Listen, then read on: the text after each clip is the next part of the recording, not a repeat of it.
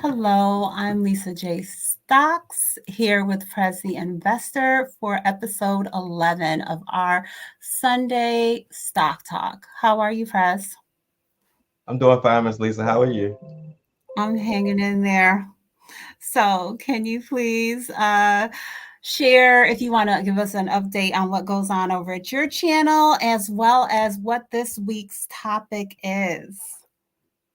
Okay, on my channel, what I basically do is I go live every Monday, Wednesday, and Friday at 9:15 a.m. to go over market updates live, and possibly if the opportunity presents itself, I do a little bit of live trading over there as well. And on Saturdays, I premiere my portfolio update video around 2 p.m. And that's basically a portfolio that I designed specifically to share with my YouTube audience members to show beginners what it looks like week by week when you're dollar cost averaging day by day. And then on Sunday, I'm here with you. But Yeah. today's topic, I would like to go over fractional shares, the pros and cons and things of that nature. Because a lot of people just don't seem to know that fractional shares are available for them when they're just starting out their investment journey. What they'll do is, what I notice a lot of them will do is, including myself when I first got into the investing world, I would look at the share price and say, I can't afford that. And then I would immediately look for something cheaper, like a cheaper company, to where as though I can invest into that and have higher multiples because I was able to buy whole shares, not knowing that I'm investing into non-profitable companies, and I'm wondering why the share price is constantly falling. I think one thing that I used to do, and like you with that, thinking I have to buy or I want to buy. So I think I always knew it was there, but I just felt like, why do it that way? You buy a full share. I had that in my head.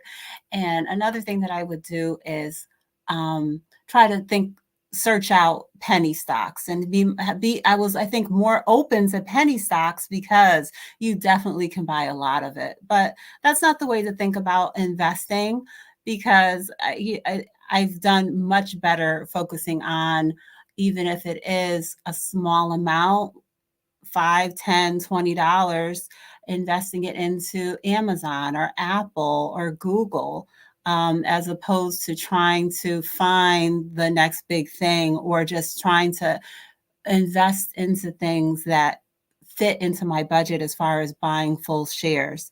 Because it's really, it doesn't, you don't have to do it that way in order to be able to build your portfolio. But yeah, we've talked about this several times, but I think you have a different, there's always someone new watching and there's always a new angle to take on it. So Mhm. it is something that I struggled with in my investment journey. So what do you want to start with? Yeah, me too, because I'm thinking like the more shares you buy, the faster my profit could increase, higher multiples because I'm actually buying whole shares. So yeah, like yourself, I was into the penny stock game real heavy until the bear market started and all the penny stocks pretty much died off, except for you might get a random pop from a pharmaceutical company or something of that nature that might go up 30, 40% in the pre-market or something like that. But that's very high risk, and I wouldn't encourage newbies to even indulge in trading penny stocks until you build out your foundation with good solid companies and things of that nature. But you don't have to buy the whole share. You can buy fractional shares. It's basically like putting the share on layaway. I don't know if you guys remember layaway, but you pay $10 a week until you pay it off. Yeah, I was just at, I think, like Marshalls or TJ Maxx with my daughter.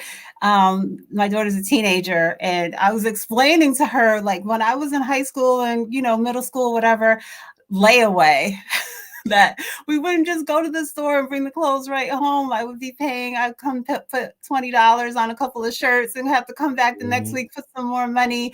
She doesn't know anything about that, and I was trying to tell her about toys at Christmas too. People used to have their big layaways at Walmart and stuff. But yeah, um, so can you give a bit of a definition on um exactly, a little bit more of a breakdown as to what fractional shares are, and give the, tie it to like your investment strategy, or do you think we've covered it enough?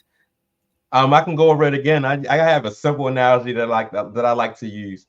Think of when you go to your Okay. local deli at your supermarket. and you want to buy something like some cheese or something like that, you don't want to buy the whole block. You may just want $5, $10 worth. So you say, let me get $5, $10 worth of Apple, or let me get $5, $10 worth of Microsoft, or something of that nature.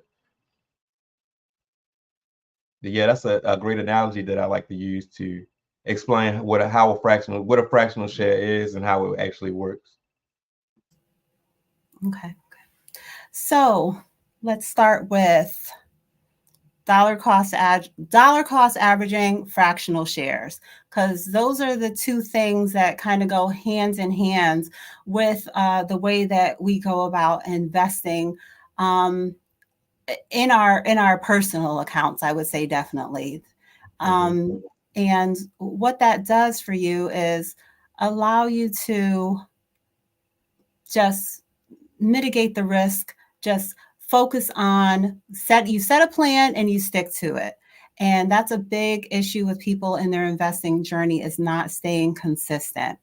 So what is your like schedule in investing into your portfolio? Like, I know I hear you sometimes say, "Oh, it's my week to invest into, say, Meta or VTI." And can you give us a little breakdown on how you keep your schedule of what ETFs or stocks you're going to invest into on what basis? Okay, basically on the public app that I use, the public investing app that I use for the YouTube portfolio, when I Mhm. make my weekly deposit, because I'll make my deposit late Friday night after I take all of the screenshots that I need to produce my portfolio update video, I'll make my deposit, and the portfolio weight will automatically change right then and there. So it lets me know what I need to be focused on the upcoming week. For example, like if I just put $25 in there this week, just last week, I knew that I had over 60% worth of VTI. So now, since I made the new deposit, it brought it down underneath of 60%. So I know this week I need to be focusing on VTI to get it back over 50%. I mean 60%. I'm sorry. So I pay attention to the percentage weight of the portfolio whenever I make a purchase, before and after. Do you have in your particular investing strategy, do you give flexibility to um, the market? For example, with the stock market, with what happened with Meta a few days ago, do you then prioritize, okay, there is a dip, so I need to adjust my plan to take advantage of a particular investment that you have in your portfolio? No, I have the plan to I pay attention to the percentage allocation of each position. It doesn't matter what the price is. Like I just so happened to got was at the right place at the right time when it came to buying Meta at 419. Okay, It was but if it today. wasn't, if it If wasn't, it you would have wasn't, no, I just that's just the opportunity that I missed because I'm more focused on the weight of the actual portfolio, each position in the portfolio. okay. In this And particular, that's that's just what for this particular portfolio. Now, other portfolios, yeah, I do keep cash on hand to where as though I can buy a little more than what I normally would. all right, all right. So let's talk not just about, maybe not just about your YouTube portfolio, but as a whole, the flexibility that you give in your investing. I actually didn't have Meta in my portfolio, and I added some when the price was down to, I think I got 420 or 421. Hmm. Um, I know some people caught 417 and around there, but uh, I I just, managed to catch 421 too. It was 421 flat. I was like, wow, I never caught a fractional share at a flat price, like an even, all even number. even, It's like, wow, it normally be 421 and some change or something of that nature, but it was 421 flat. I said, wow. okay. So what? So you're saying, you were saying to me that you feel, or you, not that you feel, that you know that people are still not aware that they can start investing with a small budget, that you can buy fractional shares. Do you think that they truly do not know, or do you think that they are just can't want to be like we were in the beginning and buy full shares? Both, Both. both, both. It's a psychological thing, and on top of that, they probably, I'm guessing they probably don't want to look at a $25 net worth portfolio or something of that nature. So they want to wait till they get either a large sum of money or tax return or something of that nature. And then that time comes around and they still don't end up investing. And that's the part that doesn't get me, because you can just start with $25 for that week and do $5 a day just like that. It's gonna grow over time. This is the message that I'm trying to get to everybody out here that's watching this video. You're gonna get there. Yeah, Just take baby steps. you got to start somewhere is the thing. If you the longer you wait and if you don't do anything, I'm like this with most things in life. I'd rather have something than nothing. So get started, because what is what's holding you, whatever's holding you back, I would rather be building instead of just being at a complete standstill. So Right. that's why I always jokingly say that I will proudly invest my $1 or $5 if that's all I am able to do on that particular day. Hmm. Um, If they don't get started, they'll look up and I'll be doing week 26 portfolio update. They'll be like, wow, I was there since week one and I could have started then. Yeah, you could have. so I see more people rolling in. You want to remind everyone of the topic or let them know the topic again? Okay, to those who are just joining today, we are briefly discussing fractional shares, what they are, the pros and cons, and basically, there's no excuse for you not to be investing if you aren't currently investing. And everybody just joining in, please be sure to hit the like button. And if you haven't done so already, subscribe to both our channels. We try to bring you good content on a regular basis. So welcome in. So, is there anyone watching who has never I see invested? Eddie Dividends. What's going on? Hello, Sweet Thumb. Who else I see?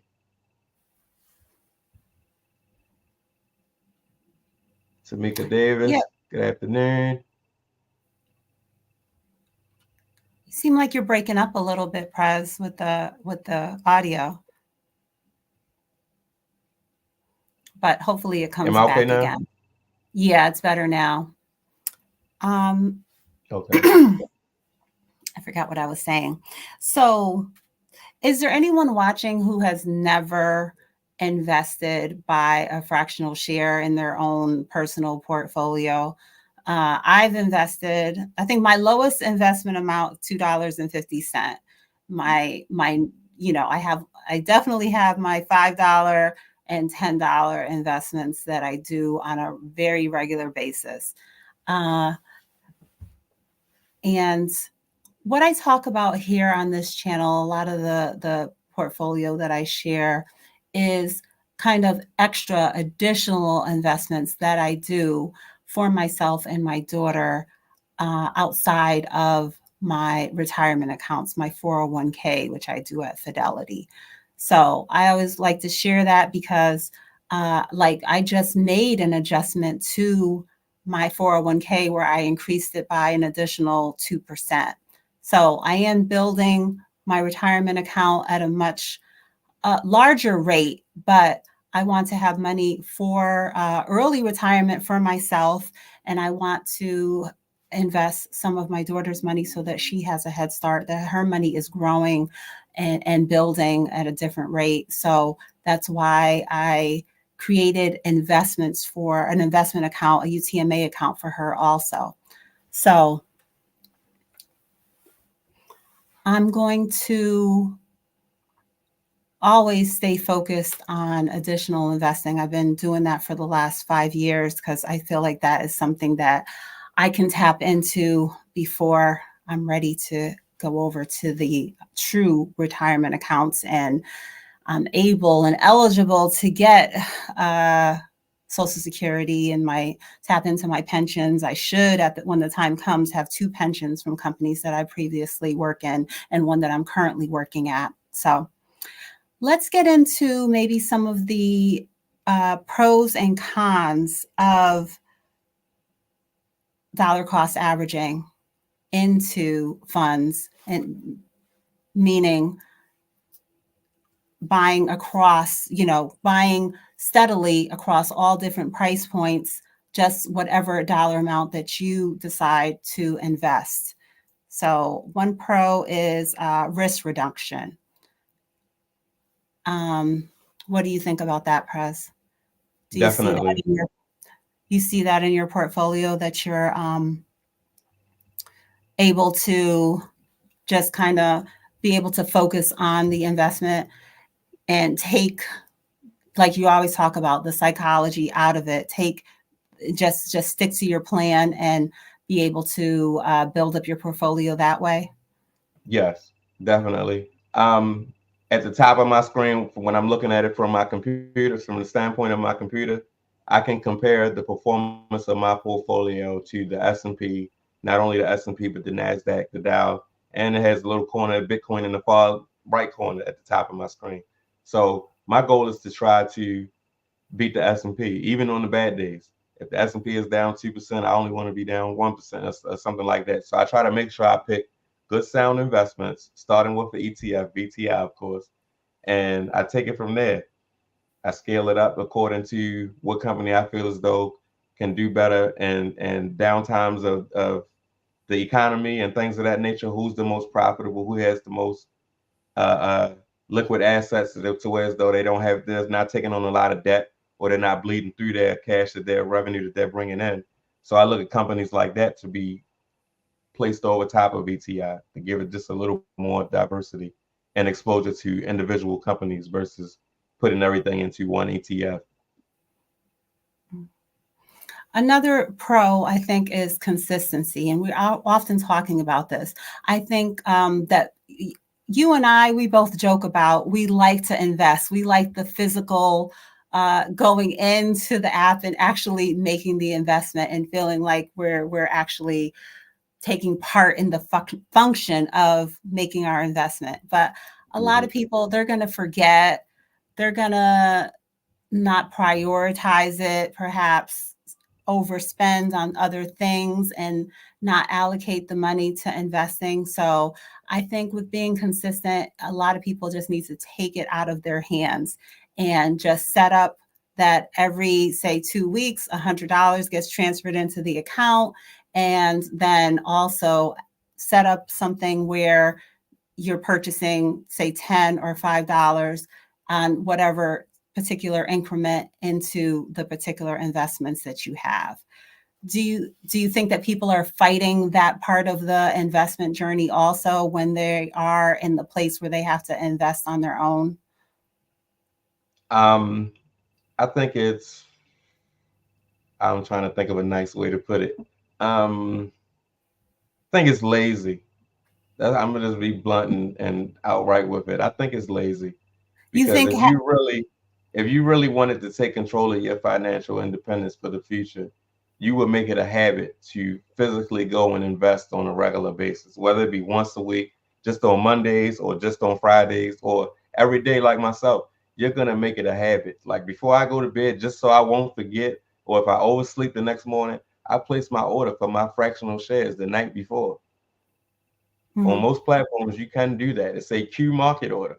Yeah, I might not be up. I might get up and forget. I might be up live streaming and into that. So to where as though I don't have the time to look and go make this purchase on my own. So I do it the night before. I was doing it when I first got up in the morning, but it's better for me if I do it the night before because my mornings be a little hectic sometimes.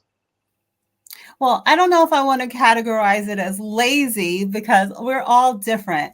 And I know you and I are the same when it comes to this, but people are busy. People need to maybe a lot, like some of the things I've shared on my channel. I started it out as a challenge. I was challenged to invest $10 a day. I was challenged to I joined the challenge to build a dividend passive income portfolio. So with that, um, I was really connected and sharing on a daily or weekly basis for the 10 weeks of the challenge. And I used that challenge to jumpstart me into continuing long term on the same things that I mentioned, like the 10-week challenge that I joined. I'm now over 500 days of buying, investing into VTI on a daily basis. I don't know how long I've been with the $5 a day into the Apple stock. We and then weekly, all the different things that I started and never stopped. So I want people to know that if you're busy, if you're not used to it, if it's something new, you don't have to physically take the time on a daily basis to do it, because it is 2024. Investing and so many things. We all know AI is here. Automation is available. The apps are very easy, in my opinion, to use. You just have to take the time to do the initial setup, and you could be on your way to being consistent if you know that you may not do it on your own on a daily basis. So why, Okay. Prez, we Okay, got it. I'm We laughing got it. because maybe I was a little harsh when I did say lazy. Okay, so the ones that aren't lazy, because you do have some that are, and they know who they are. I don't know who they are, but they know who they are. The ones that aren't lazy, they just don't have that community to help push them, keep them motivated. It's like Yeah, they'll hear about it from either myself or you or something like that, and that's all that they have. They don't take the time to go and follow these other content creators that we follow, and they don't set that time out to where as though you're listening to each one of these content creators' content on your drive home. You can have it in the Bluetooth in the car instead of listening to Doja Cat or whoever. You understand what I'm saying? I don't follow any of these new musicians, but instead of following them, you can have one of these videos and you're playing in your car while you're driving.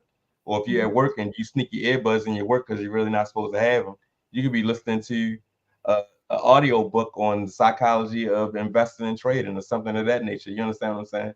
So it's the sacrifices that you make that will set you on the path for success. Is what I'm basically trying to get out. If yeah, you don't make those extra, you got to unlearn the bad habits that you once had and learn new habits and implement them on a regular basis.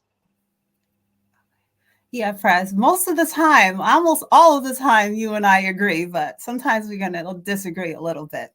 You're a Hmm. dad. I don't know if your kids have like really different personalities and learning, like one is good at math, and then you have your next one, you're just like, oh my goodness, they struggle so much with this, and my son, it came so easy to him. Because I've definitely had those experiences. That's why I try to keep my, but people often tell me that I kind of play that kind of person. I'm always thinking out of the box and thinking about how all the different people, well, maybe they didn't interpret that way. I'm always playing both sides, like Right. how you have the angel and the devil on your shoulders trying to Hmm. bring you to different directions. But yes, consistency definitely is key in getting started in investing. But I think, in my opinion, that's the hardest part for people to grasp. The consistency part is it seems like they're struggling with being consistent from the ones that I encounter and the ones that I introduce to the market and tell them how to invest in things like that, things of that nature. It's the consistency part. They'll get started, they'll be eager to learn, and then it'll just fall off. Like, what happened? You was doing good, you made the first step, and then you stopped. so back to risk reduction. Can you give an example of something that you've invested into your portfolio? Not necessarily your YouTube portfolio, because I know that that hasn't been that many weeks for you to reflect on, but something that you have invested into over multiple years to kind of see the impact that dollar cost averaging has gotten you with a substantially, say, lower average than the current stock price. I'll say Apple, definitely Can you, Apple, because at one point in time, I don't know if you can remember, Apple was almost $200, and when I first started buying Apple, it was about 150 or something like that. So once it went up like that, you know what I'm saying, I was thinking to myself, I wish I could have bought more. I wish I could have bought more. So as the price started coming down, I don't know if anybody remember from any of my live streams, but I have a buy zone set out to where as though, okay, when Apple gets down here, I'm gonna try to make sure I buy a little more than what I would normally buy because it's down here in the good prices at a good price range. So yeah, Apple has been the main one that I can reflect back on and say, yeah, I really gotten a good price here. Okay. Let me take a look at my Apple. So, as far as like average, can you talk a little bit about uh, what dollar cost averaging does? Like all the different price points kind of coming together, and how that reflects upon your portfolio. It's basically compound interest taking effect. So basically, say you buy a fractional share or a whole share for that matter, you buy it at $190, and then the price drops down to 160. So you buy another share at 160. Your average is now going to be somewhere in the middle of 160 and 190. And the more you buy as it's low, it brings your average down further and further. So that's why we say buy low, sell high, dollar cost average. Because if you put all your money in now, it may drop tomorrow, and you're wishing, well, I wish I would have held out, or I wish I would have bought a little bit this day. So to mitigate take all of the guesswork out, because we can't time the bottom and we can't time the top. But nothing beats trying to time the market than time in the market. So that's why I, myself, and Lisa J, we dollar cost average. We get the best overall price over the long term. So I'm going to use Amazon as an example from my portfolio. The current price of Amazon is $180.12, but my average price is $123.51 because I've just been buying over the last few years, little by little. And I don't know, throughout my portfolio, I don't think I've ever purchased maybe more than, I'm looking. I don't see. I only see small investments. I see the scrolling through. The largest one I've seen is $25 that I invested at one time.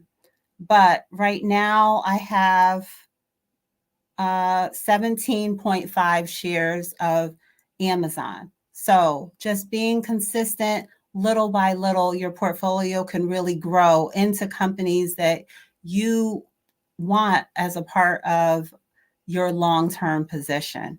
So this is really what I think why Prez wanted to continue to revisit this topic, because uh, just because you only have an extra $20 or $5 a day, $20 a week, whatever fits into your budget, as long as you get on board and stay consistent with it, it's not going to happen overnight.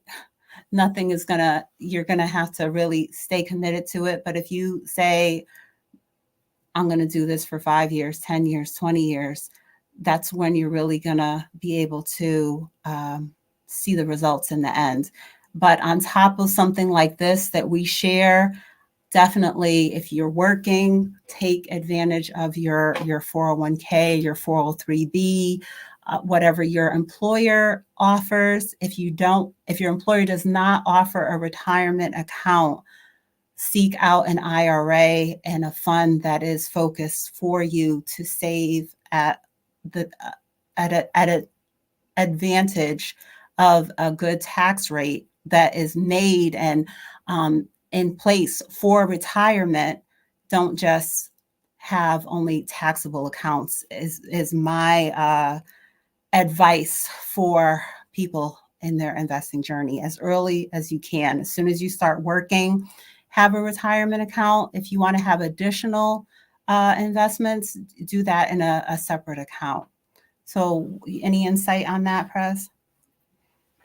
Could you repeat that? I'm sorry, somebody was texting my phone. It was kind of important. Go ahead. Could you repeat that, please?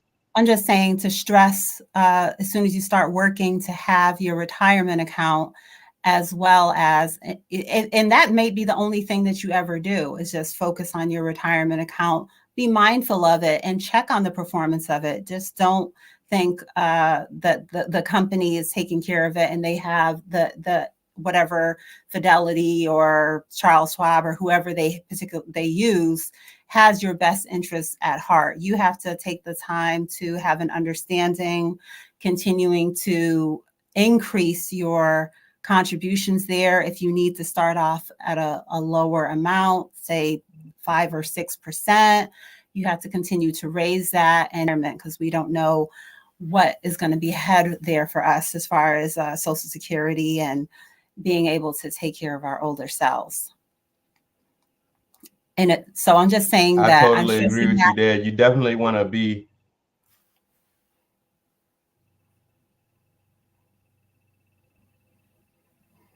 What happened? Okay. We couldn't hear you at all.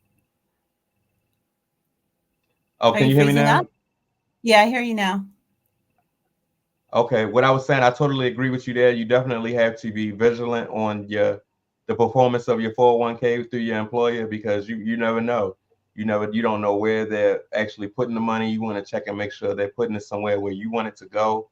And there are ways that you can go about doing that inside of most of them have an app. Like if your company's through Vanguard, you can manage everything that's going on with your 401k through the app. All you have to do is take the time out to inquire about it and set it up if you don't have it set up already.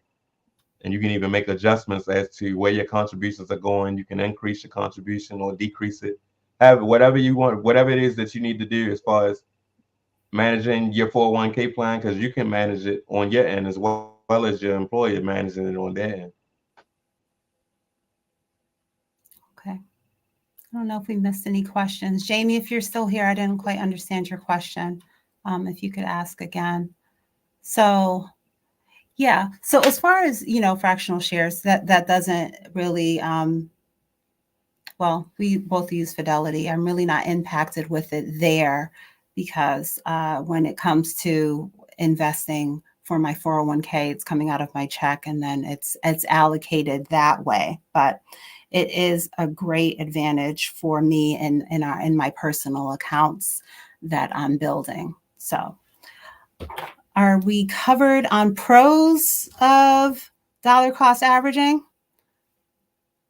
I saw a comment in the chat by Why Not. He said, I would like to do automatic stop buys weekly, but Fidelity doesn't allow it. I don't feel comfortable with putting so much money in Webull and Robinhood or Moo Moo.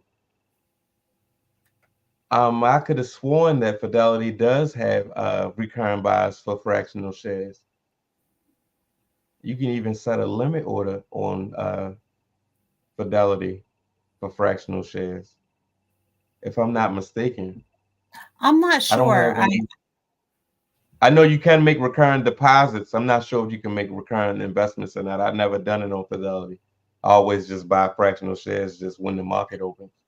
You definitely can make recurring deposits. I'm not sure about the investments because I go in and I do the investments myself, but I don't have an account on Robinhood, but I do on Webull and Moo Moo, and I personally have no issue with either one of them as a reputable investment source. But if it's for retirement, I prefer to have my retirement accounts at Fidelity. But I Right. have no apprehension of having large amounts of money on the other platforms either. Me neither. But why not? I think you should give Fidelity a call and really have them. They're usually pretty good with helping me to, or even if we have to set up a separate call in addition to when I, make my initial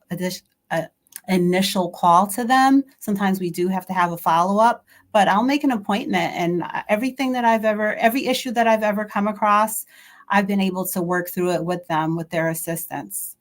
Um, Not so much with, I can't say with Webull. With Webull, I've gotten through to them on the phone without issue. I would say I definitely get a faster response from a phone call when I call Moo Moo, though. So, I mean, these are not just like investment platforms where you're just investing and you can't get in touch with a real person. I am able to get through to a Yeah. real person and work through any issues that I have. with the platforms that I just mentioned. Someone So, says Fidelity offers recurring investments, but it's only for weekly auto investment rather than daily. So they do have recurring investments available. It's just not daily. mm, That's good to know. I had no clue because, like I said, I don't even do recurring investments on Fidelity. I just physically do it because it curbs my trader's appetite. You understand what I'm saying? I can go in and try to find the best price for the day or something like that. yeah. Okay, so Daryl is also saying that he has a Roth IRA. He does VTI $100 every Wednesday, and he has that set up automatic. So yeah, why not look into it? Because we seem to believe that that is an available feature. Hmm. All right. So And you can do limit orders with fractional shares on Fidelity. You can. so you want to touch on what is a market order and what is a limit order for people that may not be familiar and may want to, Sure. Okay, basically what a limit order is a set price that you set for it.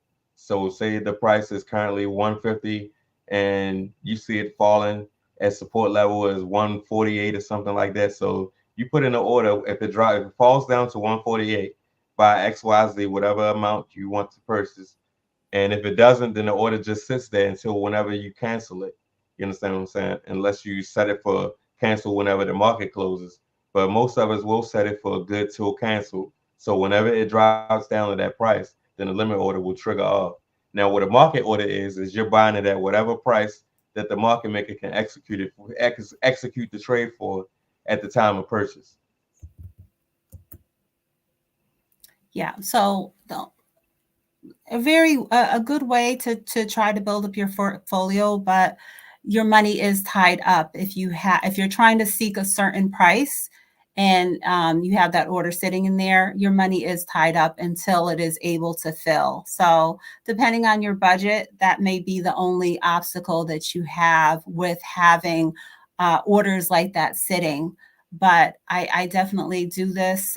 For example, a few weeks back, I had several in the system in my Webull Pay account for Bitcoin, you know, and I had Mhm. my alert set also, but I had, say, 56, 56, 57, 58, 59,000, and I had a dollar amount set if for purchasing a certain amount of Bitcoin at those price points. And then I have my alert set if my first order filled and I see Bitcoin is coming down, I had a chance to go in and adjust my orders and see the lowest price that I think my orders will be able to fill because I don't want the orders to fill necessarily. I want to make sure that if this is my strategy that I'm focused on in this particular investment, that I'm able to hit the best price points possible. Right. So, Got to uh, make sure that order makes sense. yes, yes. And Bitcoin is something that I'm holding long term. So, not a trade for me right now. So, I was just trying to build up my position a little bit. And our another one of our YouTube friends, You Learn with Robert, I had committed to doing my $10 in a challenge that he's having, that he challenged his viewers to do over there. So, been I think I sticking with missed that. that one because I probably would have joined in. Yeah, What's you're the? Tell me about probably the challenge. no. He was just saying whether it's weekly or monthly, just stay consistent with Oh, your okay, investing okay. into. Yeah, that's all. He I didn't think I kind really. of sort of inadvertently joined that challenge because I remember Yeah, I told you that I'd recently gotten out of Bitcoin and I took my profits and bought more VTI because I saw a good buying opportunity. yeah, Well, as of 2 weeks ago, I recently just started purchasing $10 a week worth of Bitcoin because I heard him talking about it on his live stream. So I said, yeah, I can do that. And I was on the live stream, the three of us together talking about, yeah, it's easy, it's feasible for anybody to do. So I better practice what I preach. So yeah. yeah. Yeah. So Prez shares this, and we share a lot of detail. So, Prez, you shared that your um, crypto, try to keep it to about 1%. I keep Yeah. mine to 5% or below in my portfolio. Just adding that in. So not a huge, we don't carry a huge position of crypto. We are much more heavily into ETFs, total stock market, as well as S&P 500, both of us. So, but Now I am a little guilty. I'm guilty. I'm a little guilty with sometimes I have a tendency to go a little bit heavier into crypto to where as though I should just stick to my plan. But that's only my own personal demon that I'm dealing with myself. Like I'll see a nice juicy dip, say, well, it's not my day to even buy any crypto, but I like this dip, so I'm gonna go ahead and buy some anyway. So that's something that I have to, a battle that I'm fighting within myself, but I'm honest enough and open with you guys to where so I can admit that, yeah, sometimes I do go a little too heavy into crypto. okay. I'm surprised you're saying that, Prez. Just Prez, being honest, and just being I, honest. But I do know how to set a stop loss, and I do know to take my profits and run. And I have no problem taking some of that over leveragedness that I have in the crypto once it becomes profitable and put it into VTI because that's where majority of my profit from any trade goes to. It goes right back into VTI. all right. Um, okay, before we go on, let's take another quick little station break. I want to say thank you to April Showers, Jay Jordan, and Make This Go Viral for sharing out the live stream. Did anyone share over on your side, Prez? I haven't gotten any notifications for any share outs, but if Okay. you did share me out, I would like to make a thank you. I can't even get it out. I'm sorry. I would like to thank you for sharing me out. Um, as well as thank you for everyone for tuning in. Please subscribe to both of our channels. Check out the playlist of our past episodes. So, Fast Eddie is asking, do we buy Bitcoin or Bitcoin ETF? I have not invested into any crypto ETFs. I invest into Bitcoin, Ethereum. I don't have a huge position into cryptos. I also have Shiba Inu, and I have done some trades on other cryptos as well as crypto miners. But no, I have not gotten into any crypto ETFs or Bitcoin ETF. How about you, Press? Nope. And reason being, if I have direct access to buy and hold Bitcoin, why am I buying an ETF? I can't transfer the proceeds of that ETF off the exchange. You understand what I'm saying? That's the whole purpose of buying Bitcoin and having cold storage and things of that nature because you're taking that freedom into your own hands to as though I don't like this. I don't want to have it on Coinbase. They playing games with the buy and sell orders. So I'm gonna take it off of here and go to another exchange with my cold storage and offload it there if I want to sell it or buy more or something of that nature. All right. Does anybody have any other questions related to that? The cryptos that I do have a Coinbase account. I haven't really had the need lately to go over there for any of my trades or investments. And just looking at crypto today, it's actually very green today. Um, so once you want to get into some of the more not mainstream cryptos that are kind of newer, I don't know how I can describe it, Prez, you're not going to find these on the apps necessarily that we're mentioning. You're not going to find this um, on Webull or Public necessarily. You'll have to go to a Coinbase that has access to these newer type of coins as they're coming up. But these could potentially make you money, but I would say that you need to understand how to trade before dabbling in these, because like we see here, I've never even heard of this. HNT is up 27%, but you have to have a good strategy on how to go about investing into, not investing, setting up a trade into some of these, and then from there, potentially deciding if anything like this could be something that you want to invest into. Something else that we also take time to share through this, our Sunday chats, as well as our individual videos on our account, the understanding of the difference between trading and investing. Right. I saw a question. He says, why not says, don't those fees eat too much if crypto profits? What I use is the Coinbase Advance feature, to where as though I pay minimal fees. You're gonna pay some kind of fee somewhere, no matter what, when it comes to crypto, whether it be gas fee or commission fee or what have you. I don't know any platforms that's giving it to you commission free. Is either they're not going to execute your limit order properly, they're going to give you the best order available, and it's somewhere near your limit order or something like that. But I haven't found any way to avoid not paying a fee. But the cheapest alternative that I have found is Coinbase Advance, and that's where I get most of my crypto from. If it's not available on Coinbase, then I probably won't even touch it at all. Because a lot of the other ones you would need a VPN or something like that to where as though, which is a virtual private network.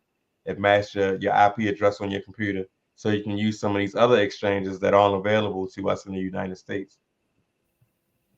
But of course, with that, you're going to need a cold wallet to transfer it off of those exchanges rather than leave it on there. So when you say that, do you have a ledger? What kind of wallet do you have? I use a Tangent wallet. It looks like a credit card. It's a lot more affordable than Ledger, and it's just as safe in my opinion. And you can also use the app when you order it. You're either gonna get the main card and a backup card, or you can order two backup cards, and you activate them all, and they all have it's very easy to set up, and you just scan it to the back of your phone. You turn on the NFC feature on your phone, and it's very easy to set up and seamless to use. All right, so let's talk a little bit about what type of investments we are willing to add to our portfolio, and dollar cost average into, because our encouragement definitely is to put in the research and decide what is a good solid ETF or blue chip stock that you want to have in your portfolio long term. You can't just hear about something and just be ready to dollar cost average into it, and you're riding the wave and it's going down, down, down, and you're still dollar cost averaging into it, throwing money Right. there, and it's just not a good investment. So, can we talk a little bit about that, Prez? You have any insights or you want to share about what is currently in your portfolio, your YouTube portfolio, or where you would put focus? And this is not that we're saying, there are lots of companies to choose from. Like Prez invests into Microsoft, I invest into Google. I don't know if you have, I have home. You can't choose everything. You can't do home. Right. Most likely it'll be unmanageable of a portfolio if you're out here trying to chase the Home Depot and the Lowe's and all of these different companies that are similar. So sometimes you have to narrow it down, or like we do, go more heavily into ETFs and decide what you want to do. But there are some companies and investment types that we are willing to put the focus into and be committed to dollar cost average, and others that we're not. So can you talk about things that, as far as ETFs, index funds, or blue chip stocks that you feel are worthy in your portfolio of what we're talking about here today? Being committed for You mean like fractional like share. give like a list? Do you want to name Okay, a few? You don't have to list your entire portfolio, but just give us a little insight onto where you're at with it. Okay, if you think about how I have my pyramid sectioned off into 5 layers, we'll go with level two. I have 4 companies on level two of my pyramid, and they're allocated at 5% each.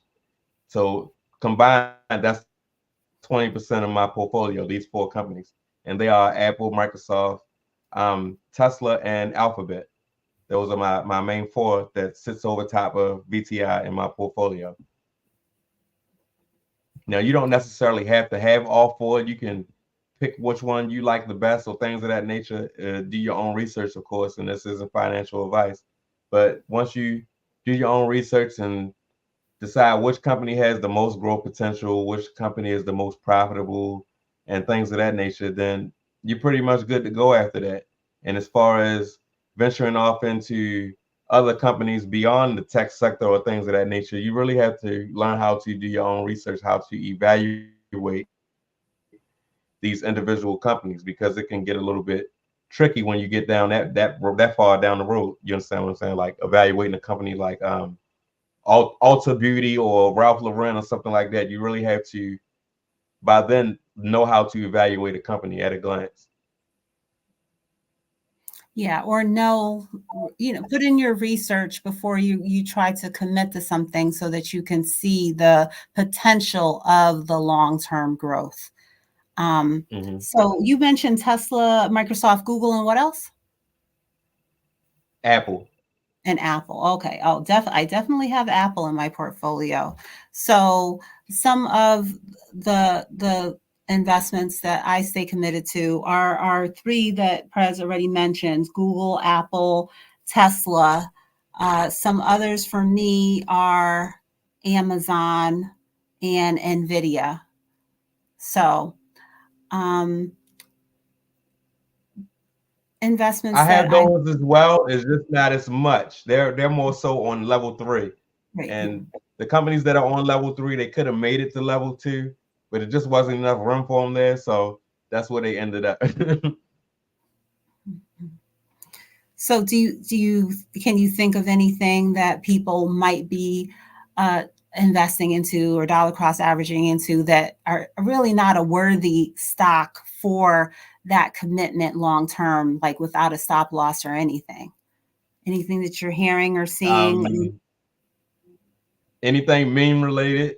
I mean, I don't want to break anybody's heart or hurt any of the armies or have any of them attacking me, but never mind. I will. GameStop, AMC, things like SoFi, things of that nature. These non-profitable companies, Lucid, ChargePoint, Mullen, the list goes on and on. Shiba Inu, Dogecoin. You got people holding on to Shiba Inu, waiting for it to go to a penny, and you have people holding on the Dogecoin, waiting for it to go to $1. You have people holding on to GameStop, waiting for it to MOAS, mother of all short squeezes. Same with AMC, and it's just not good investing habits because you're left holding the bag, and you're still holding the bag since pre-COVID. Okay. Yeah, I agree with you, Prez. I agree with you. So, how do we avoid any loss when we get focused into something that is not worthy? And I think that um, potentially having a stop loss set on investments while we're still trying to size them up and decide if they are a long-term investment or they may need to be, cut out of our portfolio, even at a loss. Make the decision from the start what amount you're willing to lose so that it's nothing that's going to traumatize you and years later you have some investment that's down 90% or 80% in your portfolio. So that is a way. I do understand if you opt to do that.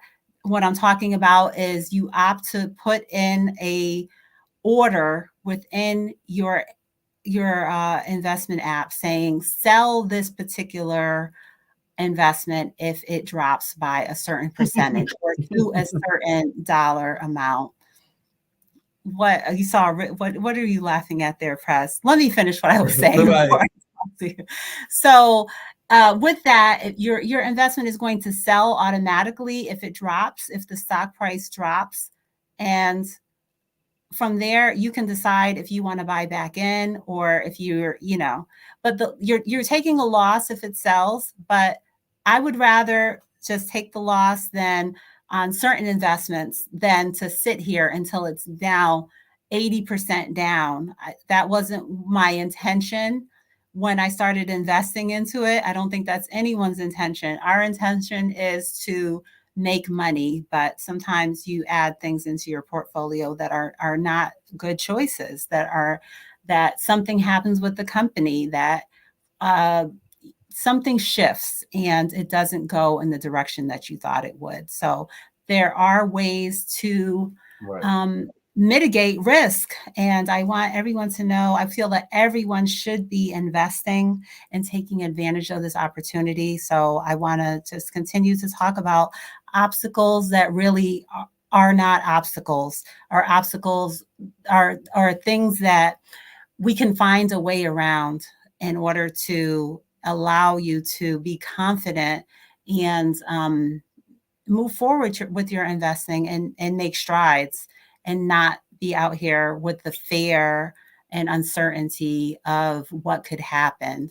If you commit to investing long term, you will grow and be able to have a strong portfolio. I believe, especially if you stay committed to ETFs, index funds, and allocate maybe lower amounts into blue chip stocks.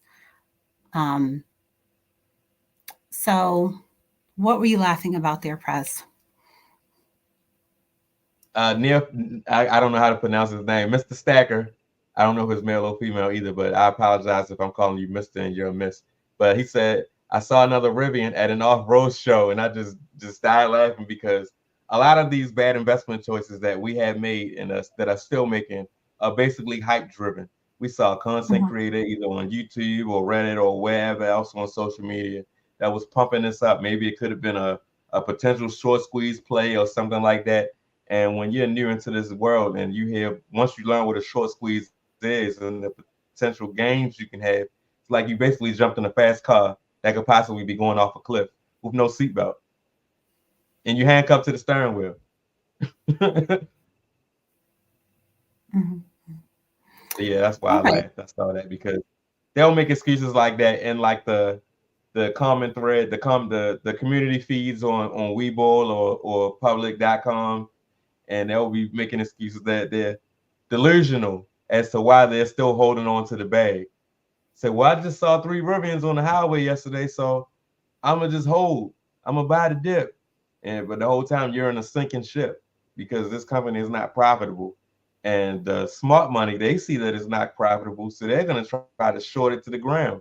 If they can sell all of these shares at $27 and buy them back when it goes down to $1, and all they do is pay a 5% fee and they pocket the difference, and they see that this company is on the verge of bankruptcy, why not short it to the ground? Oh, yes. I'm thinking about how you said that you see certain things and you're mentally saying, yeah, it was a good investment. I see it everywhere. I think Yeah, my mindset my mindset was like that when I invested in the charge point. I'm like, there's gonna be Teslas and there's gonna be more electric vehicles and we're gonna need that charging station. And yeah, didn't it's not turning out like that. Let's say, but I'm just here. One of those things that I have to give time to.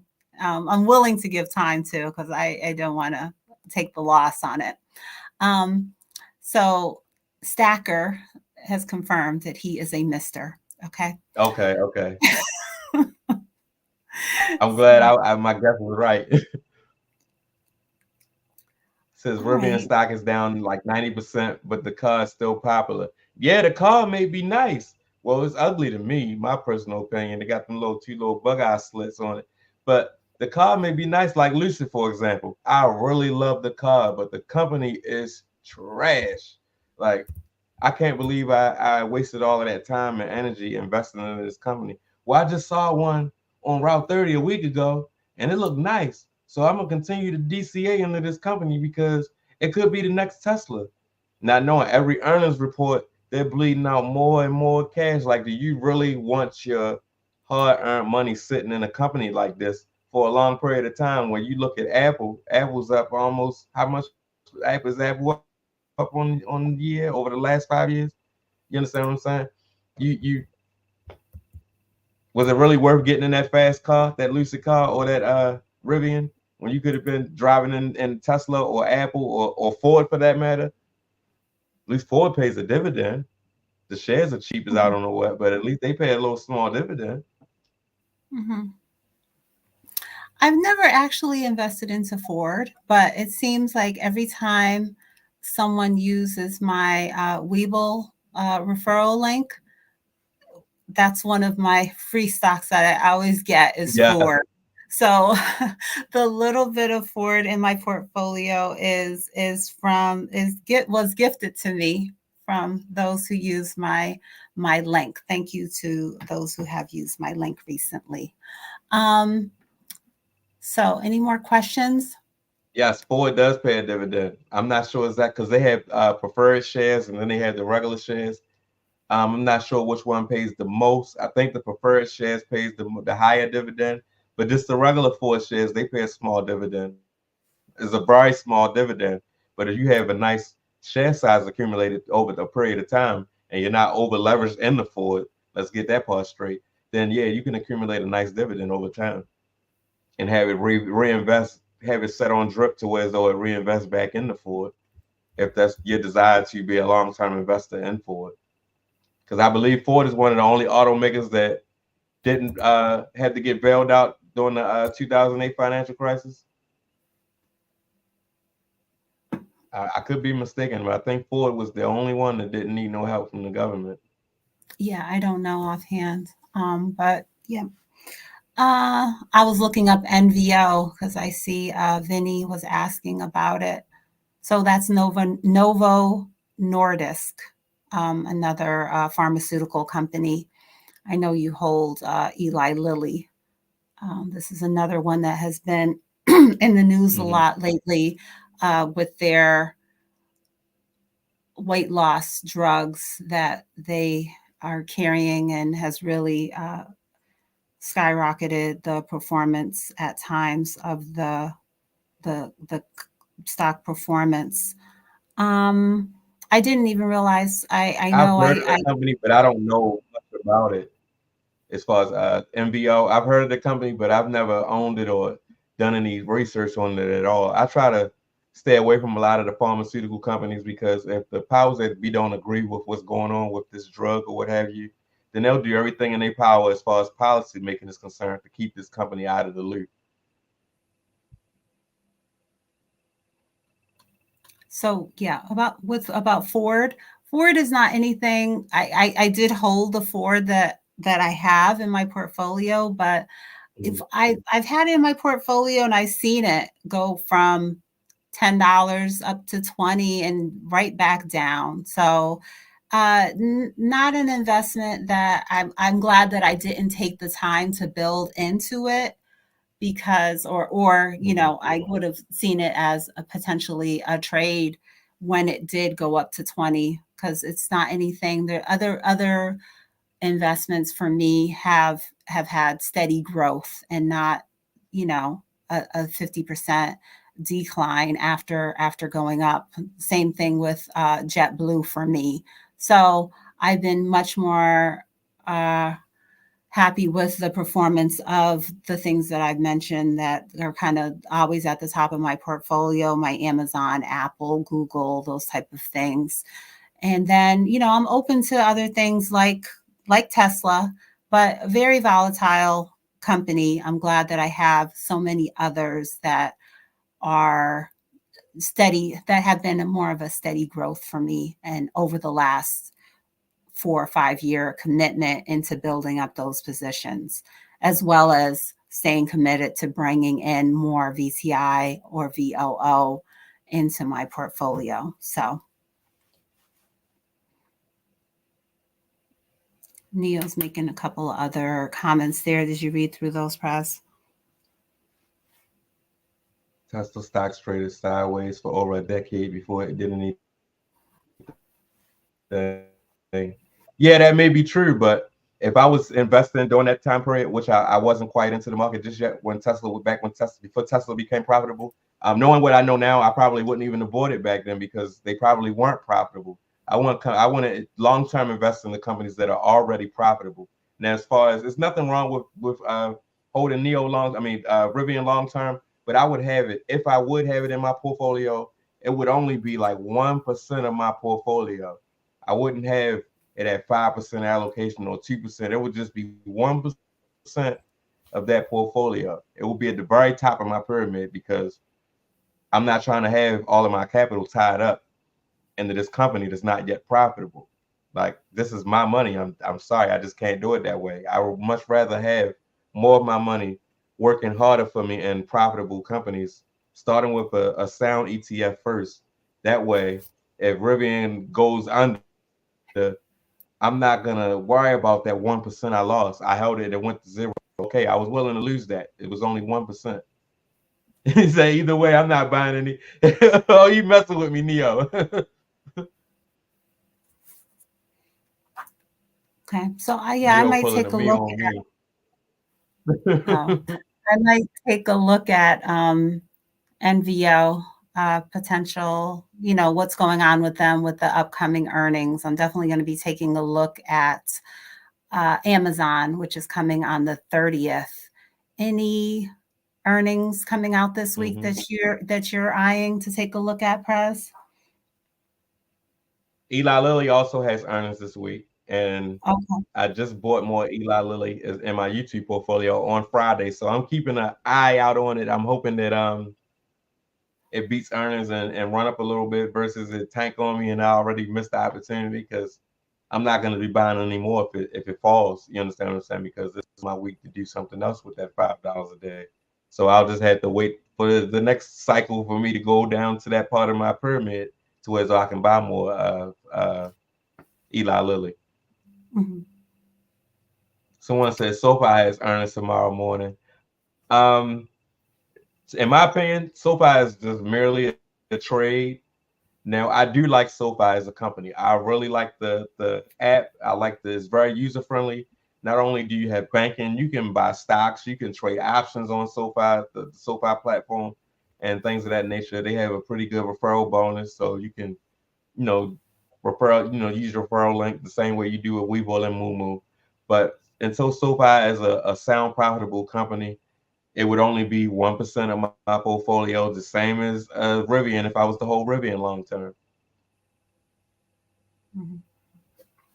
So another thing I wanted to share today is not to neglect the bear market. People what people pay attention more when everything is thriving, but don't let any opportunities pass you by that while essentially stocks may be on sale, things may be at a good price point that you want to add to your portfolio. So keep that in mind when it comes to certain investments. If you've done your research on it and you know that you want to hold it or add it to your investment plan long term, don't let this opportunity pass you by. Um, Can was I there piggyback anything? off of that real quick? Yes, please. Um,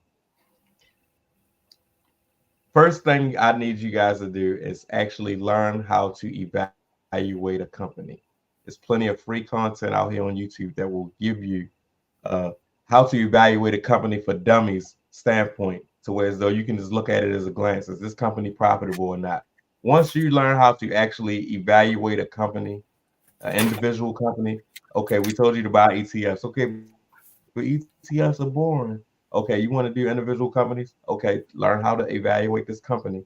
And that way, once the price is down, the market is red, you'll see it as an opportunity. You'll see it as being, you're actually going to get happy when the market is red for a week or 2 weeks or 3 weeks. You're going to be like, yeah, I got to do whatever I can to find extra money to buy this as it's coming down. I can double down on my dollar cost averaging versus just stand with the amount that I set out. You understand what I'm saying? Because you already know in your mind that this is a good buying opportunity versus you hear about the S&P just made a new record all-time high and now you want to go and buy stocks. Okay, press. Stop trying to send the viewers away. I'm not. You ask them what what individual stocks they want us to evaluate, and we'll come back and do a show. Yeah, that's a good idea.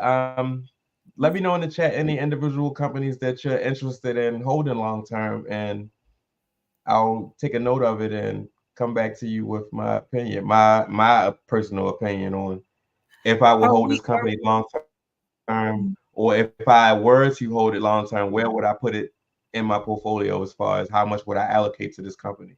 Because there are yeah, plenty of individual companies out here that I don't own yet that I would like to own someday, and I'm currently still taking the time to evaluate them. or we could set up, we could plan and have, whatever key ratios that you want to evaluate, we can do it on the spot, and then we can go ahead and take a look at I'd be here ready to, you want PE ratio, you want 5-year performance, whatever you want to take a look at, um and then we can do some evaluation of these individual companies. Oh, I So see a good one. Neo says, I was gonna ask any company you have now, how did you come to the decision to buy?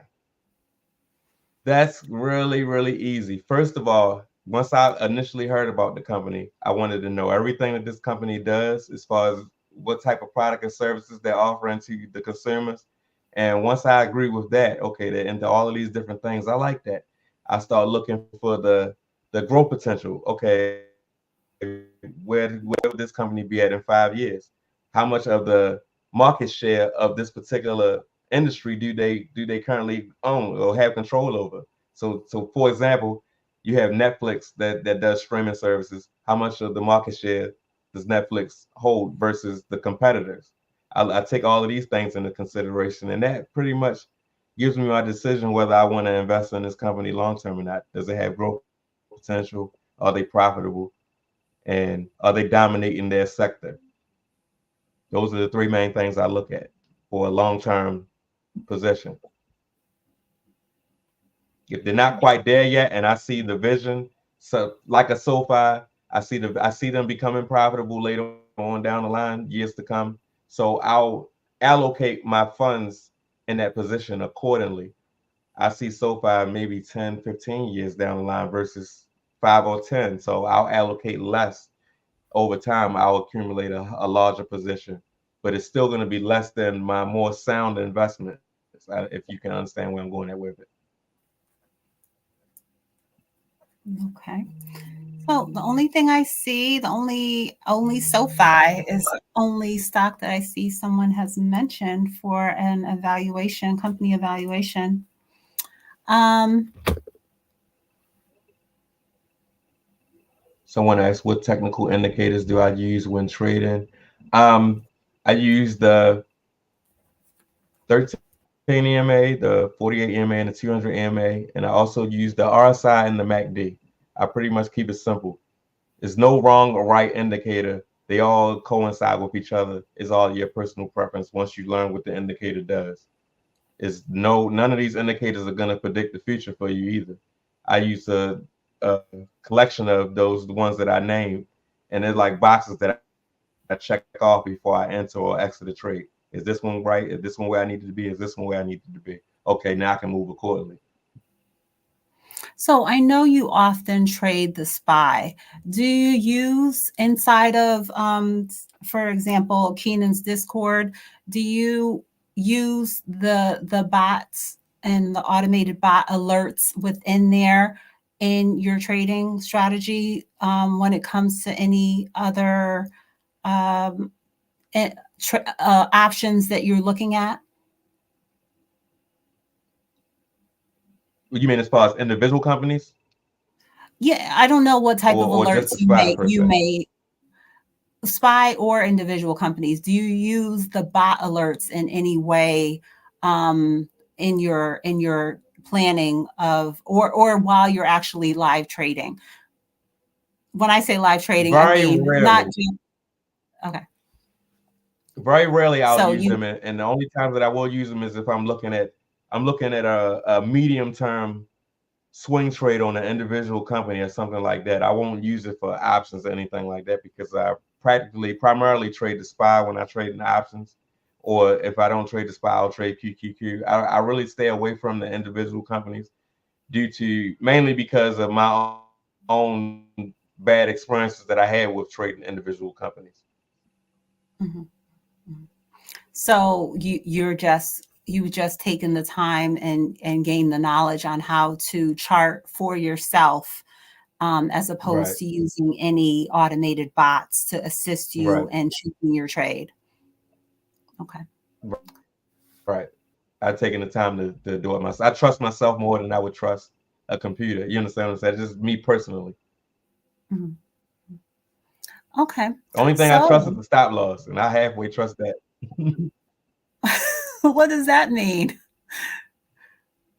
You're worried that Because, like, you for example, you get a flash crash down, it may not have stopped you out at your stop loss price, but you did get stopped out and it's slightly a little lower than what you expected it to stop you out at. That's only because it was a flash crash and they couldn't execute that order in time, but it got you out.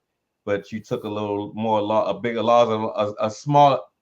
I'm trying to get it out. You're slightly taking slightly a bigger higher. loss. Okay. Right, right, right. Mhm.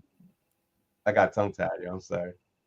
Okay. All right. So did we highlight and cover everything in the topic of the day? Is there anything that you feel that we need to talk a little bit more about concerning our topic of the day?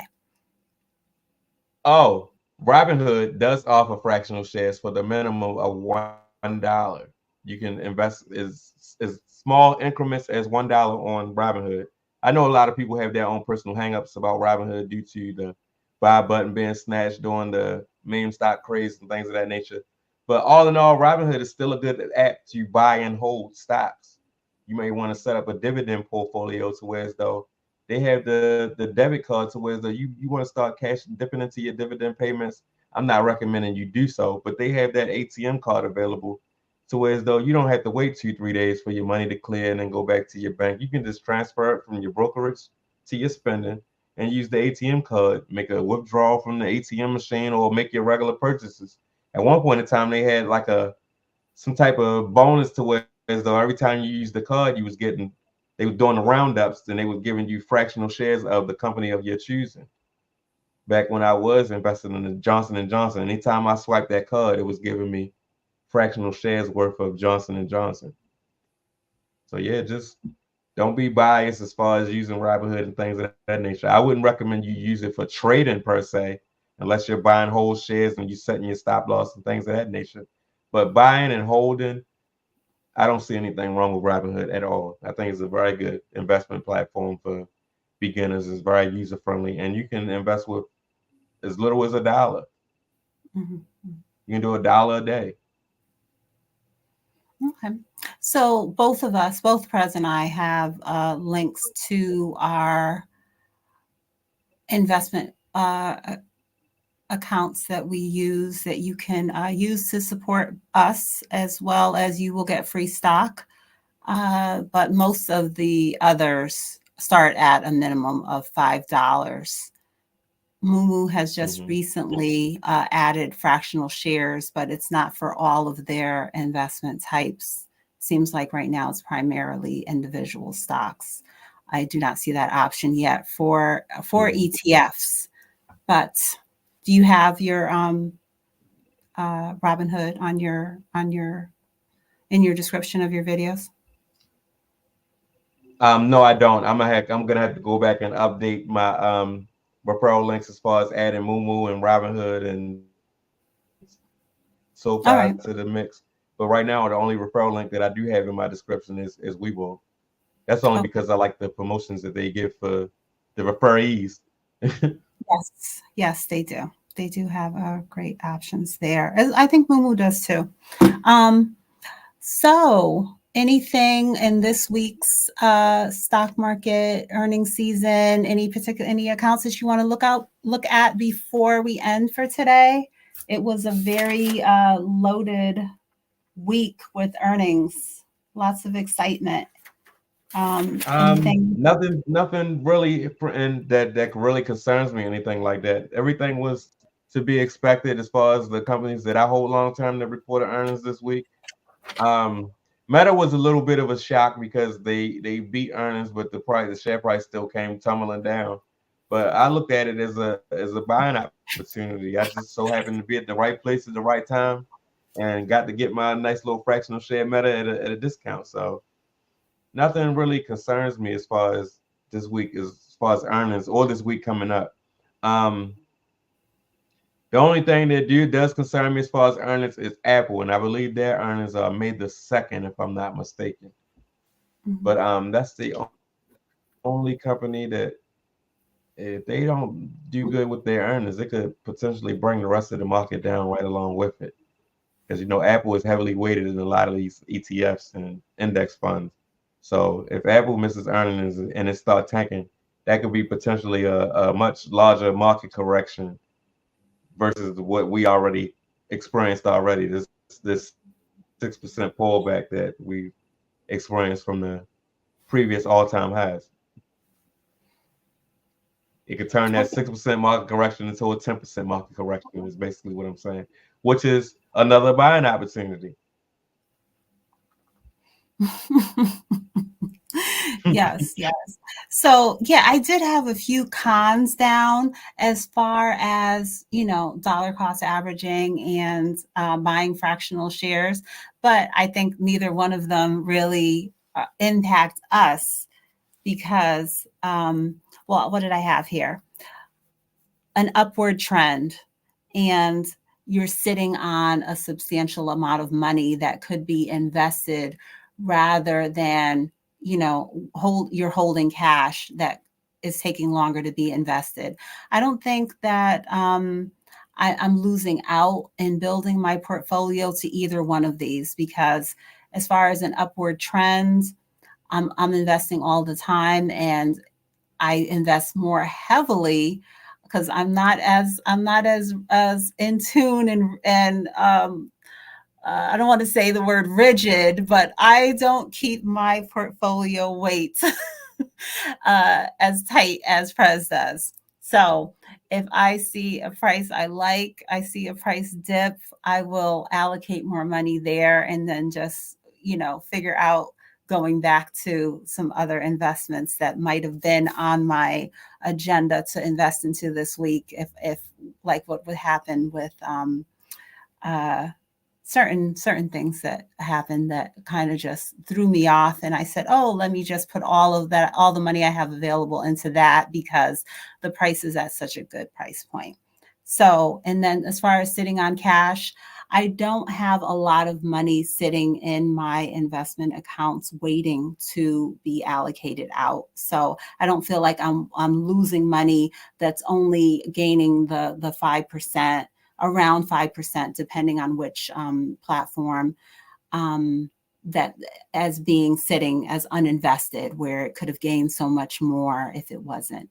Do you think that either one of those are obstacles for, or should be even considered as disadvantages to dollar cost averaging? Um, yeah, it can be. For me, if I have too much cash sitting there and I see a dip for that day, I can see myself nibbling a little more than what I should have, to as though then the good opportunity for buying comes and I don't have that cash available because I already used it.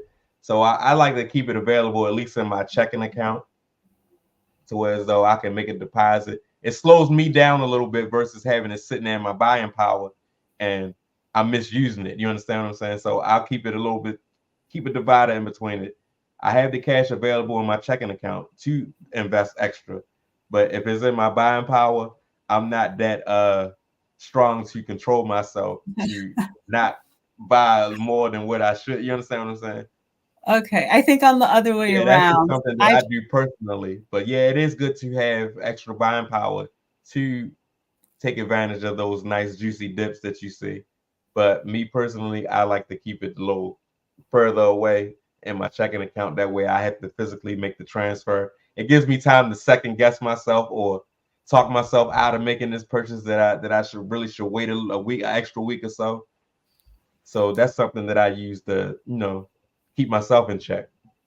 I think I do things the opposite. I will put it into the buying power. I'm going to put it over and say, for example, into Webull.